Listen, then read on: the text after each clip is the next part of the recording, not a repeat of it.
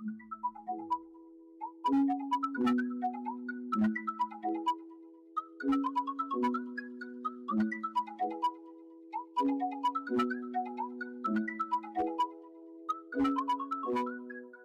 good, by the way. No, you don't. Actually, I see. Oh, status update. May 6th. Let's go. Dear Milan.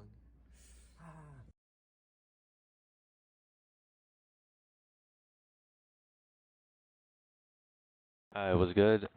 These are the colleges I was accepted to in the 2025 application cycle. Some general stuff. I applied to 0 safeties, 2 targets, and 21 reaches.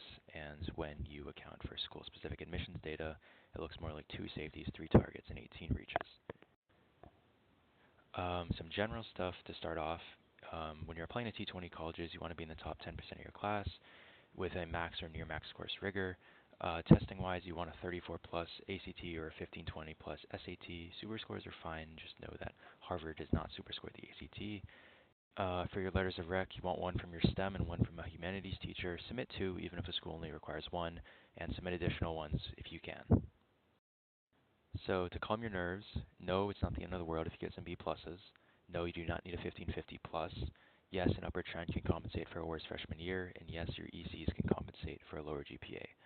Obviously, all of this is dependent on the school you attend and how competitive it is, as well as what your GPA actually is, but generally, these are true. Now, moving on to the worst part of college apps, Reddit. Reddit is probably the best and worst part of applying to college, and so I will go over the subreddits you should be on and the subreddits you should be avoiding. Starting with OK subreddits is applying to college or A2C, and then the bad ones are Chance Me, applying Ivy League, and basically anything else. I'm going to start with Chance Me. This subreddit sucks. It's full of applicants bragging about their applications and extracurriculars and pretending that they're cooked. Everyone on here who's doing the chancing is a high school student who has no clue how applications work. Next, I'm going to talk about applying to college or A2C.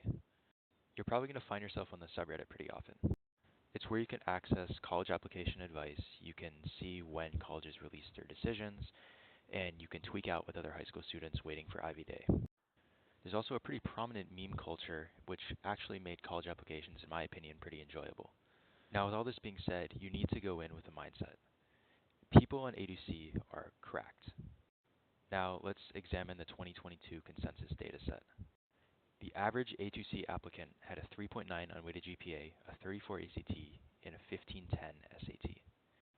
Comparing this now to the national average of a 3.0 unweighted, a 20 ACT, and a 1050 SAT, it makes sense why so many A2C applicants are getting into top colleges.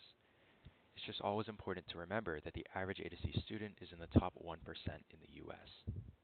So, when you see so many students getting likely letters, I wouldn't freak out about it. Okay, next section, personal statement. Personal statement's a pretty big deal. This is the first real time that your admissions officer is going to get to see what kind of person you are outside of your academics or your interests. And so here's what you need to know generally about the personal statement. So a good personal statement can give your application a pretty big boost, but I wouldn't go as far as to say that it will make your application. Like, if you have mid grades and you have no ECs, this probably won't do much for you, but a bad personal statement can 100% break your apps, so don't write some hot garbage. I don't know, spend a lot of time on it. The topic you choose to write about low-key doesn't really matter. People always use the example of not writing about like a sports injury because it's so basic, and I sort of agree, but there's definitely some nuance here. The way you tell your story is infinitely more important than what the story is actually about. Now, there are some topics overdone, like the sports injury, but I think the real issue here isn't the topic of getting injured, it's what telling that story says about you as an applicant. If one of your most important moments of your life was due to a sports injury, you're probably a goon. Also, don't trauma dump. This is such a common misconception, and it's genuinely really cringy to see. So let me say this again. Nobody wants to hear your trauma dump stories. The reason I say this is because the majority of applicants to top 20 schools are middle or upper class. Most of you are probably middle or upper class. This means that most of you probably grew up in a comfortable household without significant financial issues. And for those of you fellow Asians, having tiger parents is not childhood trauma. I don't care what you say. So, there are two ways to interpret someone who write a trauma dump story, and both of them are negative. The first way is you just come off as entitled. If you write about some sort of adversity that's not actually significant adversity, it not only is obviously forced, but you just seem to be like a spoiled kid. And even if you can avoid coming across as spoiled, the essay still won't work. Why? Because there's always going to be some kid who grew up in a war zone and had to immigrate to a different country just for both of their parents to die of cancer, and then they had to work 5 different jobs to support their 10 younger siblings while maintaining a 4.0 GPA and having better extracurriculars than you. This is all hyperbolic, but the point I'm making here is that people will always have more extreme trauma than the Kumon you did as a child. There's no point in trying to go trauma for trauma because you'll lose. So don't even bother writing about it unless something objectively significant actually did happen to you. And here's another don't. Don't write a Costco essay. Don't write about the letter S. If you don't know either of those, go Google them. I don't know. In essence, don't try to force some grand metaphor in your paper just to seem quirky and creative. Ain't nobody got time for that. Admissions officers spend like 10 to 15 minutes on your application, and if you aren't straight to the point, you're kind of cooked. Now, I'm not saying that boring essays are good, but what I am saying is that maturity is more important than creativity. And the best way to show your maturity is to demonstrate a very high level of introspection. This is what I recommend. Really think about your upbringing. Not the big events that were necessarily life-changing at the surface or anything of the sort, but just the small things that make you or your family unique. Pick a small thing and be able to explain how it shaped you and your ambitions. For me, I wrote about dinner table conversations with my family and how they helped shape my interest in medicine. It's introspective and it's also unique to you. On the topic of essay examples, I advise you to tread very carefully here. The hardest part of essay writing is starting, and the first personal statement I wrote and the first supplements I wrote took forever, but I promise they get faster as you write more. Many people, however, first read examples of essays that worked, whether it be from YouTube videos, college sites, or even the Johns Hopkins website where they post them. I'm guilty of the same thing, but there's a huge caveat to this, and it's best put by Mark Twain. There's no such thing as a new idea. We simply take a lot of old ideas and put them into a sort of mental kaleidoscope. When I tried to write my personal statement after reading other people's, I just found myself replicating what they said. I was subconsciously copying their structures, metaphors, and even their wording, and honestly, the writing felt really mid, because deep down I knew that it wasn't authentically mine. So when I finally sat down again and changed my topic and rewrote my personal statement without any outside influence, I created a piece of writing that I felt was genuinely one of the best things I've ever produced. So be careful when writing your personal statement, and if you can, avoid these essays altogether.